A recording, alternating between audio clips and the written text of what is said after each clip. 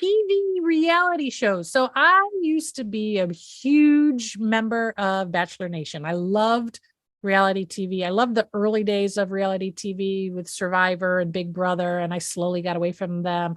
American Idol, I haven't watched it since the reboot of it. And I hung on with Bachelor about as long as I could, but I still look forward to Bachelor in Paradise. Sometimes I like just watching, mindless, easy TV. And it's fun to get caught up in the little drama that's not yours. So, my question to you all, first of all, is there anybody else that is into Bachelor in Paradise that wants to chat about it? Let me know, because I'm running out of people that care, that want to dish about it after the episodes. So let me know about that. But just reality TV in general, are women my age, our age, watching any of it? And if so, which ones do you recommend? Welcome to the Blueprint Breakers podcast. What is a blueprint breaker? If you live your life outside the typical traditional lifestyle blueprint, you are a blueprint breaker. We are here to start a conversation, to assemble resources, and to build a community. This podcast is for empowered women in midlife and beyond who are preparing for a powerful next era of life. My name is Amy A. Palmer. I am your host and facilitator for our conversations. Sit back, relax, enjoy the show. To stay connected, up to date, and to receive all of our free resources and gifts along the way, join us at community.blueprintbreakers.com. Thank you for joining me for today's episode, Pop Culture Corner. I have always loved pop culture. I've loved to stay on top of what the younger generations are up to. That might be why I like to scroll TikTok sometimes just to see what they're talking about. And even so, back when I was in college and studying and training to become an actress, particularly theater acting, a lot of my peers and colleagues were aspiring to do some serious theater upon graduation, Shakespeare, whatever, classics. I wanted to be an MTV VJ. So I was always sort of into the pop culture. I do, as I've gotten older, my tastes have changed, obviously. And I do like some more traditional culture now. I love getting into art and different types of music and all sorts of things. But I thought I would have a very short episode, and I'd love to have future episodes with some of you joining me. I put out a call on our Facebook group. We have a Facebook group called Blueprint Breakers. Join us if you're not there yet. And I put out a call. Anybody want to chat about this with me? And I had no volunteers. Now, mind you, I know it's beginning of summer. Everybody's busy, all kinds of cool stuff going on. But let's get into it. I'm going to talk about some of the movies, books, podcasts, some of the things that I have seen lately. What have been the hits? What have been the misses? Let's start with movies. Just so you know, I am a movie fanatic. I love going to the movies. I love the experience of going to the movies. And I like to see almost everything almost as soon as it comes out. Now, last couple of years, things have been a little sparse. COVID, and now we're getting into the writer's strike, so I'm sure it's going to be sparse for a while. But all that to say that I just love to see movies. One of the ones that I saw recently was You Hurt My Feelings with Julia Louis-Dreyfus, and I really enjoyed it. I would say that out of 5 stars, it's probably like 3.5, mainly because it's sort of a calm, quiet, nice little story about misunderstandings with loved ones, stories about when are we brutally honest with those that we love, and when do we fib a little bit in order to preserve their feelings. So some interesting themes. I love Julia, and she just did a wonderful job in this film, and a little different than what she normally does. It's not, a big comedic role, but You Hurt My Feelings. It's out in theaters now, 3.5 stars. I also saw About My Father with Robert De Niro and some other people. It's about a father-son relationship where Robert De Niro plays the father. and the son invites him to come along for this weekend with his fiance and his fiance's family. It's a comedy and a feel-good movie. It was probably 2.5 stars. I would say watch it at home when it gets to the streaming platforms. I wouldn't necessarily recommend going to the theater to see it unless you are a crazy theater goer like myself. The last movie I'm going to share today, Are You There, God? It's Me, Margaret. I saw this several weeks ago. I saw it, I think, shortly after I returned from my trip to Bali. And I was very excited to see it. I felt very nostalgic about it. The book, Are You There, God? It's Me, Margaret, obviously has great memories for me, a lot of nostalgia, love Judy Blume. And well, I mean, I did doze off a little bit into the movie. Now I was jet lagged, but I don't normally doze off. And I mean, it had a good cast. I found myself not connecting with the story at all. In fact, it was triggering me. And as I was being reminded of the messages that I was getting when whatever 12-year-old Amy was reading this book, so much pressure on, at pre-adolescent girls to grow up and to, just to get with boys and have boyfriends, and, the whole thing about doing exercises to increase their bust size, and all that messaging that was cute and sweet once upon a time was triggering for me this time around. I was like, ooh, what are we saying here? So that got in the way of me being able to enjoy the movie, I have to say. So I hate to say it, but even though I love Judy Blume, I had to give this movie 1 star. For television shows, I do want to say that I am about to definitely be a fan of the upcoming season 2 of And Just Like That, the Sex and the City reboot that comes out very soon, June 22nd. Lots of mixed feelings about season 1. I had mixed feelings about season 1 too, but I did not miss an episode, and I looked forward to every episode, and I looked forward to talking about every episode. So why was season 1 so controversial? So many things. So a lot of the storylines, people were saying they were making the women act too old, but I thought the old storylines were actually quite age appropriate to me. But then there were also lots of different storylines that they just felt like they were trying to check off the box, because Sex and the City got a lot of criticism for not being diverse, not being very progressive, not aging well when you go back and watch the old original series. And so they were trying to make up for a lot of that in that first season. So trying to squeeze in all different types of relationships and be as diverse and inclusive as possible. They wanted to address anti-racism, all very, very important topics, but difficult to kind of cram that into what was originally packaged as a miniseries. And also Big's death early on put such a dark cloud over the season that it was hard. The show lost some of its lightness, and we didn't start to see glimmers of that until the very end of season 1. So for this season, I am looking forward to watching it and loving it and hating it and talking about it, good water cooler talk, virtual water cooler talk. So if any of you want to join me on a virtual water cooler, let me know. I think maybe I'll start a thread in the Facebook group so we can hash things out together. So that's starting soon. Another series that I saw that I loved, and I think somebody recommended it to me, was Jury Duty, Prime Video. James Marsden is probably the most well-known person that's in it.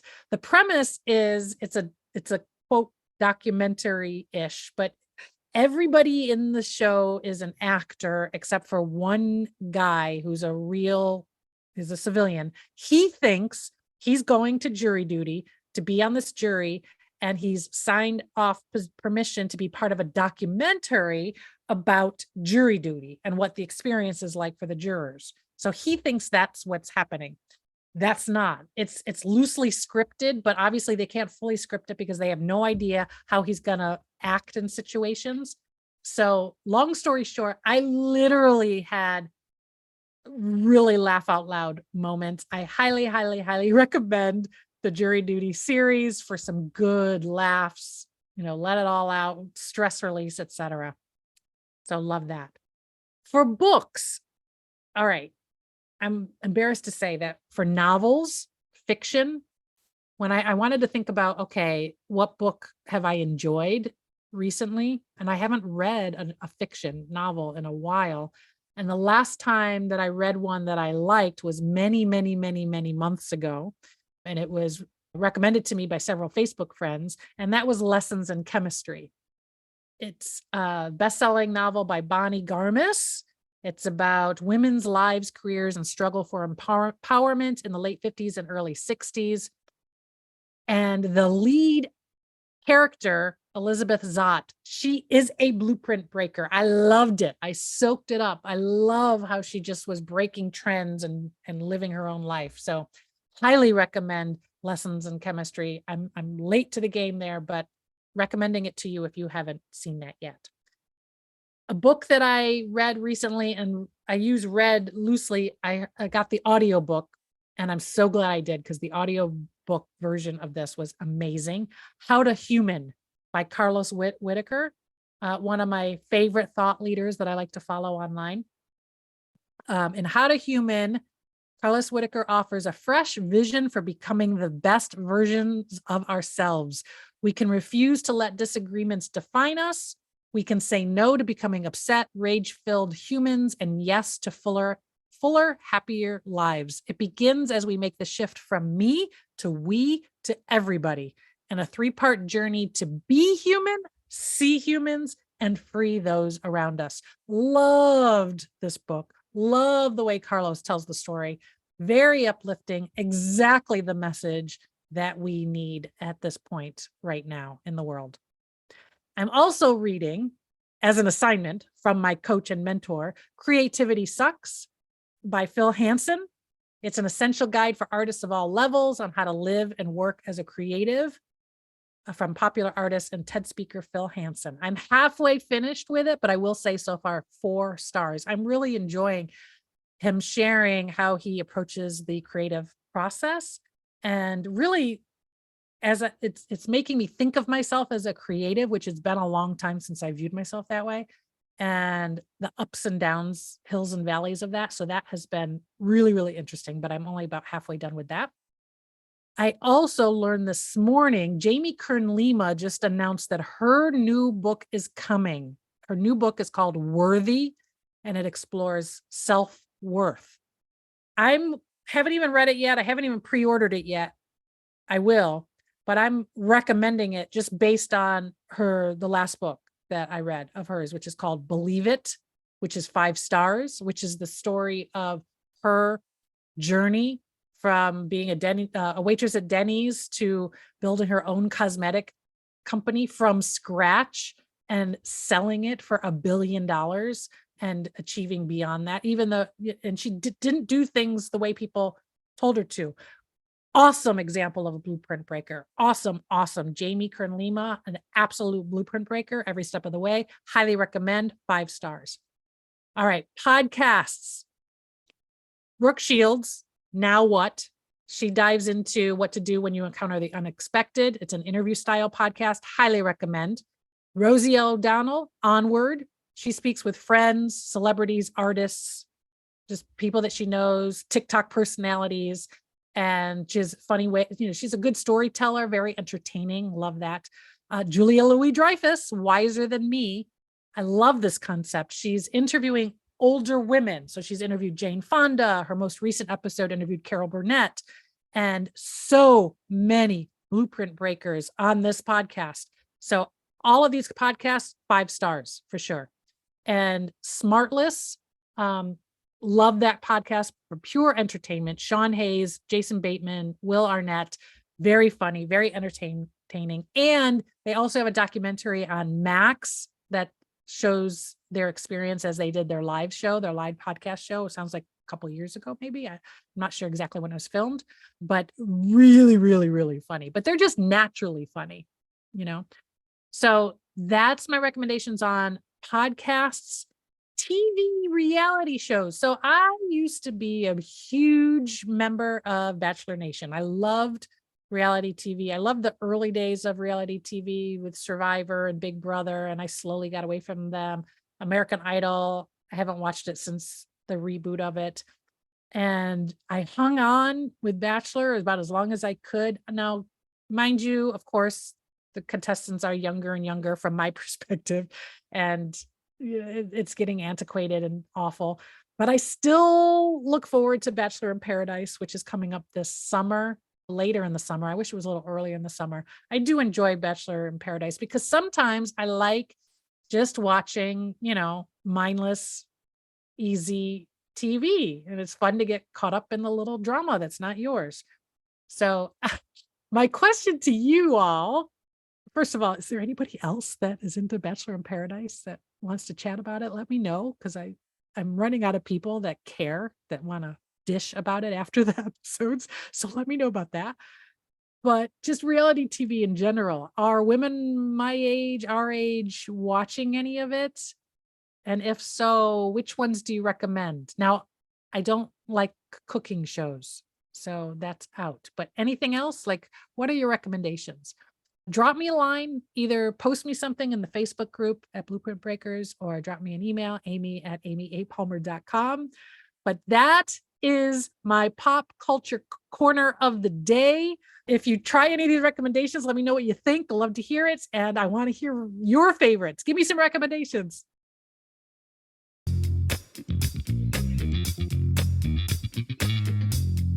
Ebbs and flows. So as a reminder, this recurring segment, I explore the different areas of my own personal customized lifestyle blueprint. I've designed it for me, and it includes the categories of fun, family, fulfillment, fitness, faith, and future.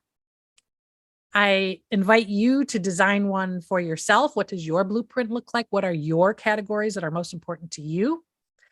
And my ebbs for this week definitely come under the category of future. I've had on my to-do list for a couple of months now that I need to make an appointment with a financial planner. I had one, didn't like them, didn't get anywhere with it. I need to get back on that. And it's been on my list forever and I'm not doing it. And sometimes I think sharing it with the world kind of makes me do it. So that's definitely one piece.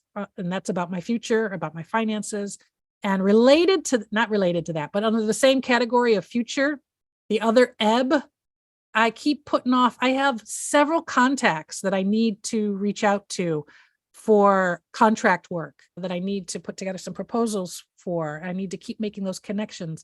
For those of you who don't know, I fund this enterprise, this Blueprint Breaker enterprise, through contract work using my skills that I've acquired over the decades.